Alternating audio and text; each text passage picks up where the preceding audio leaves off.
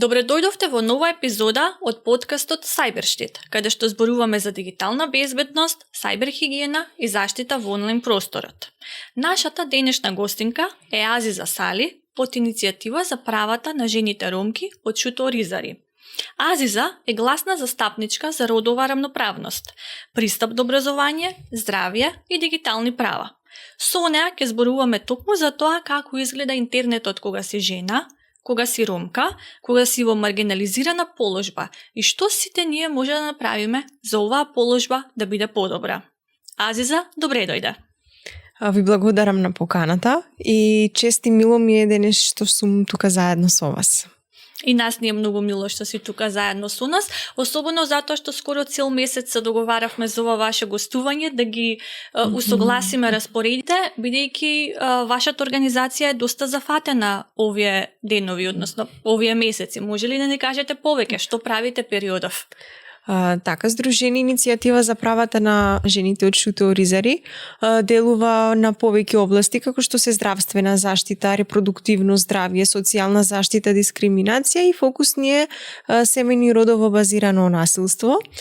Тоа што е новитет е уствари веќе трета година во Шуто Оризари го отворивме првиот центар за помош и поддршка на жени жртви од родово базирано и семејно насилство. Центарот се наоѓа во општина Шуто Оризари и се нудат услуги на психосоцијална поддршка.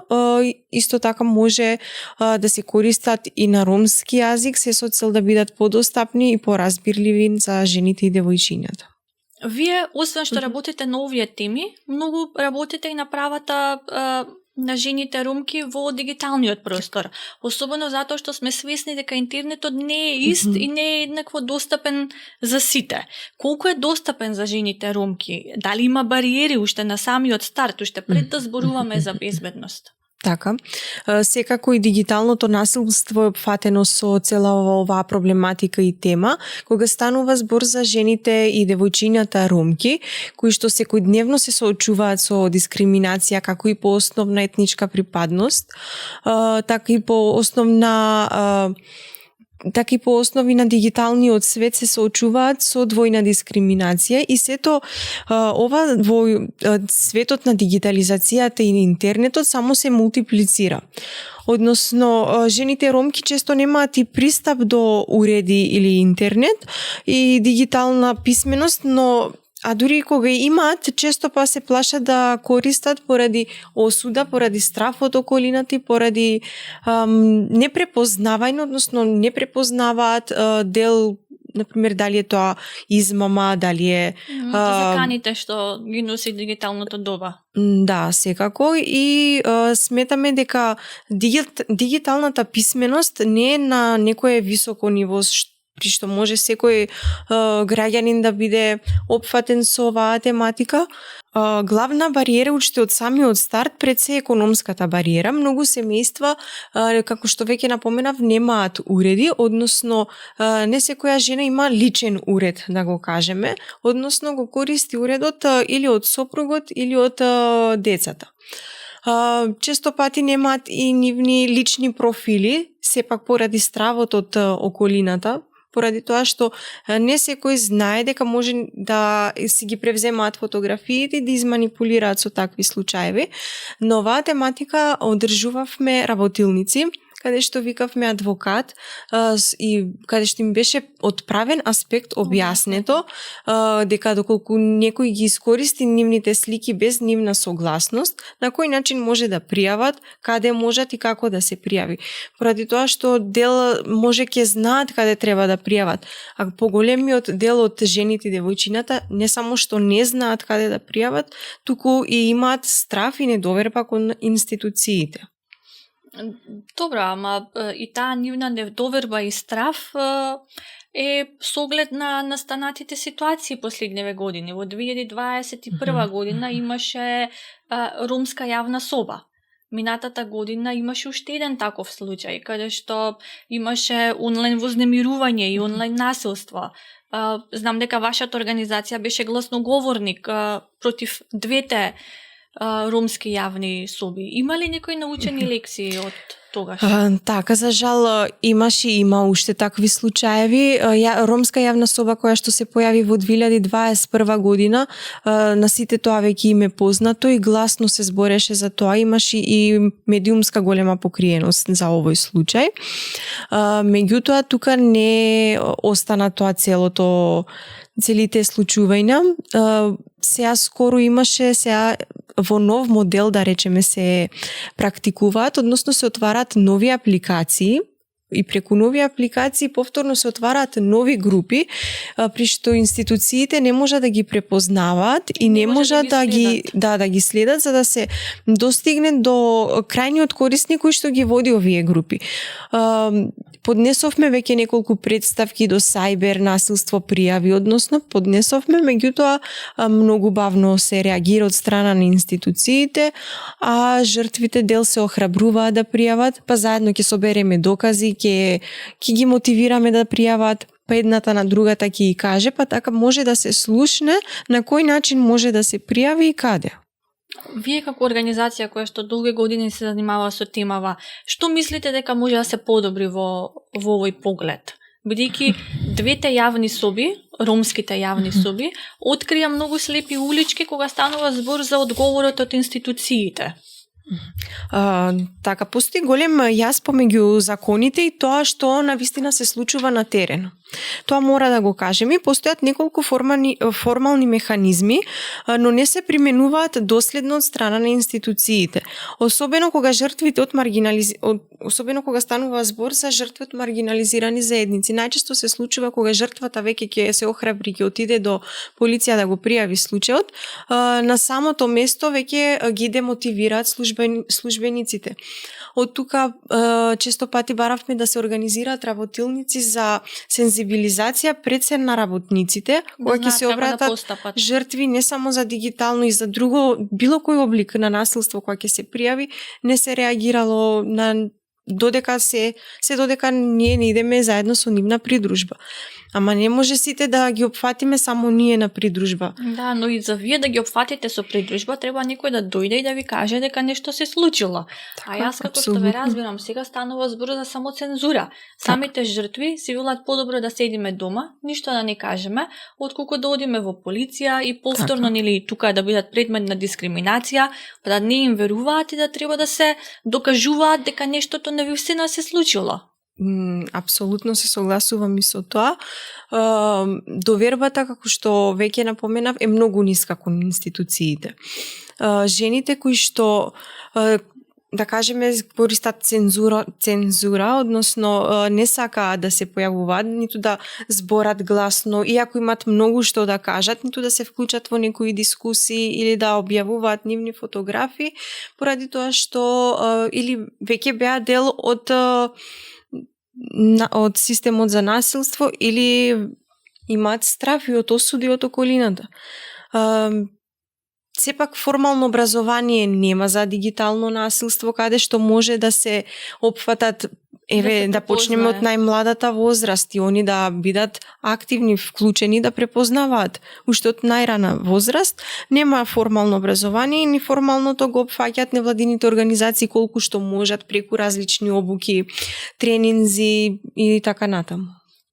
Ова уште еднаш, исто како што зборувавме со претходните говорнички на темава, која станува збор за безбедноста во дигиталниот простор, особено на припадници на маргинализирани заедници, дека е многу важно неформалното образование и во тој контекст е многу важна работата на невладините организации кои што работат со маргинализирани лица. Вашата организација спроведува неколку програми, спроведува различни типови на обуки со цел нели овие знаења и вештини да ги пренесе кај својата целна група. Сте забележале ли што има ефект? Например, кажавте дека имавте работилници за сензибилизација со работниците од државните институции. Не, работилници за жени од заедницата и девојчината ги собираме и одржуваме работилници, каде што ќе викнеме говорник да биде адвокат, правник од правен аспект да дознаваат. Имавме исто така и познати инфлуенсери кои што може да ги мотивираат да пријават да не молчат, исто да се од самата заедница ромки кои што значи, многу веруваат на заедницата.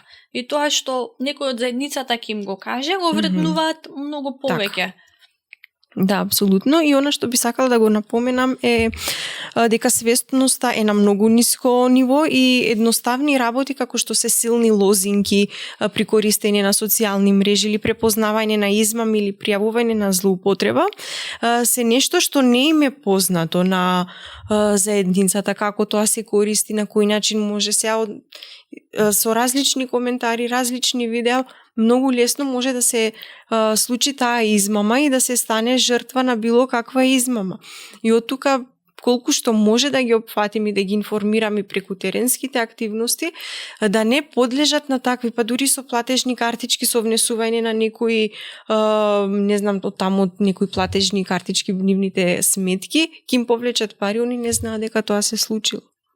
Интернетот е толку достапен, ама не и за жената ромка и на кој начин може она да го користи. Поради тоа што, најчести случаеви се настануваат од објавите на нивните фотографии. Од кај што се не само што е без нивна согласност, туку и со говор на омраза го почнуваат целиот текст. И од тука многу се демотивираат, имаше многу случаеви каде што веќе почна сами на себе да си наштетат како се дозволило тоа да се види во јавноста, зашто излегло. Ама нема кој... Самите се виновни. Да, апсолутно, постојано се окривуваат они самите себе. А институциите како реагираат? Институциите пред се многу бавно реагираат или пак нету ни го препознаваат тоа. Откако ќе отидеме на неколку придружби, ќе им поднесеме буквално докази, скриншотови со се, па ако е нешто напишано на ромски со превод на македонски им објаснуваме и по години и нешто чекаме за одговор од такви барања, меѓутоа се уште нема добиено. Единствено е тоа што од 2021 за ромска јавна соба, која што веднаш се затвори таа страница, но не од страна на институциите, туку од страна на креаторот кој што ја создал таа Facebook страна поради страв да не го фатат. Кој е? А мислите ли дека тука имаше влијание и тоа што јавноста многу зборуваше за ромската јавна соба, дека наеднаш ги имаше информациите во портали и дека тоа исто така придонело да се исплашат секако и медиумите. Креаторите. Постои таа медиумска сензибилизација која што постојано пишува и ако алармираат невладините организации постојано и секој притисок во позитивна смисла од страна на медиумите влијаело на тоа да се затвори таа Facebook страна. Апсолутно да. Значи треба повеќе да се работи не само со институциите, туку и со медиумите, за да се пренесе пораката тоа што е можно апсолутно поголем број на треба луѓе. случаевите да се видат не само од горе, туку баш на терен да се види, не само од некој повисоко ниво да се симне на терен, да се види, да се слушне. И првиот чекор е тоа што треба да ги слушнеме. Најмногу имаат што да кажат жртвите, и да им веруваме на тоа што они го зборат. Кога ќе дојдат кај нас, они веќе имаат таа целосната доверба и почнува да ни го раскажат. Олеснителна околност им е тоа што можат и на ромски јазик да разберат. Да, и нема тука јазична бариера. Апсолутно, да. И затоа од овој аспект многу организираме со нив придружби, за да може и на полесен начин да имаат пристап до институциите. И која е твојата порака до институциите, до медиумите, до поширокото општество кога зборуваме за дигиталната безбедност на ранливите заедници? Што е првиот чекор кој што треба да го направиме сите ние? Медиумите, па потоа институциите, па невладините организации, ама и секој граѓанин како индивидуа. Првиот чекор е треба да ги слушнеме. И тоа да слушнеме од терен, да се прифатат искуствата на жените реални и валидни такви какви што веќе им се. Институциите треба да бидат поодговорни и побрзо да реагираат на веќе поднесени барања или предмети пријави. Медиумите да се посензитивни, а граѓаните подготвени да реагираат кога веќе ќе видат некоја неправда. Сите имаме улога да не молчиме, да не осудуваме, туку да поддржиме безбедниот дигитален простор не треба да биде привилегија, туку буквално е право на секој граѓанин. Доколку секој граѓан пријави било каков тип на насилство, сметаме дека општеството би било на некој повисоко ниво, апсолутно да. Да, и особено кога збориме за жената ромка, сега кога го спомна интернетот како право на сите, што е нели апсолутно точно, но кога зборуваме за жената ромка, всушност зборуваме за повеќе кратна дискриминација, затоа што како што и самата кажа, многу често се и дискриминирани и маргинализирани како припаднички на етничка заедница, како жени и многу често како жени со ниски примања. И тоа се влијае за нивното искуство во дигиталниот простор. Апсолутно, економската зависност е најголемата пречка со која се доживува сето ова. А економската независност сепак доаѓа од тоа што таа е невработена, меѓутоа сепак колку и да се отвори диалогот, да се вкорени темата, се потекнува од најраната возраст.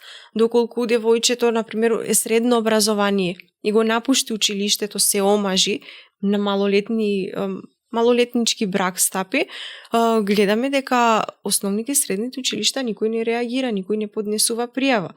Доколку се почне со било какво некое пријавување, ќе се слушне 2, 3, 5 случаеви и ќе се намали бројот. Апсолутно, ќе се освестат и родителите со плаќање на казни или со било каква казна, ќе се стигне до ниво да не се склучи барем малолетен брак, па да настани малолетничка бременост.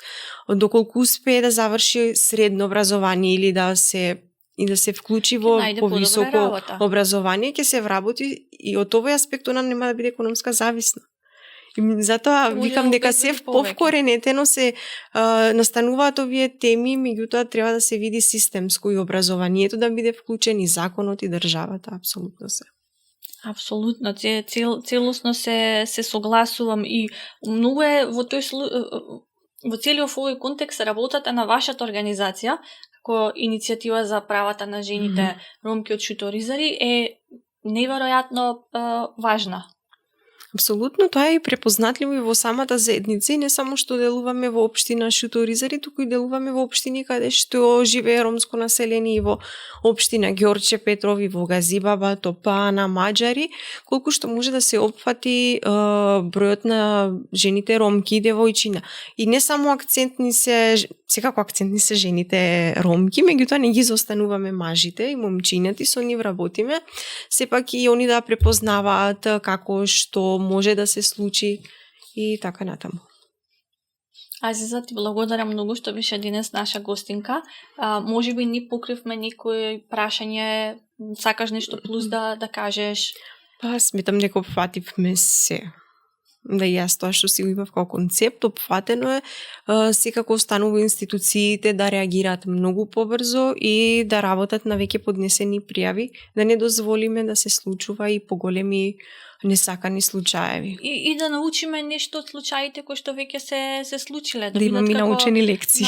Научени лекции, да, за воиднина, институциите да реагираат побрзо. Секако се надеваме на тоа, единствено тоа би можело да се помести еден чекор понапред за доброто за сите да биде. Ти благодарам многу, а ние остануваме во контакт и за соработка и понатаму. Ви благодарам многу на поканата. Слушнавме дека пристапот до интернет не е за сите, особено за оние кои во офлайн светот се борат за еднаквост. Говорот на омраза, злоупотребата на лични податоци и стравот од онлайн изложеност ја намалуваат дигиталната слобода на илјадници жени. Но постојат иницијативи кои ја градат свеста и обезбедуваат реална поддршка. Ако и вие сте некој што се чувствува несигурно онлайн или ако работите со луѓе кои се ранливи, запомнете, сајберхигиената е колективна одговорност. Фала што не слушавте и не заборавајте да ја споделите оваа епизода со вашите блиски.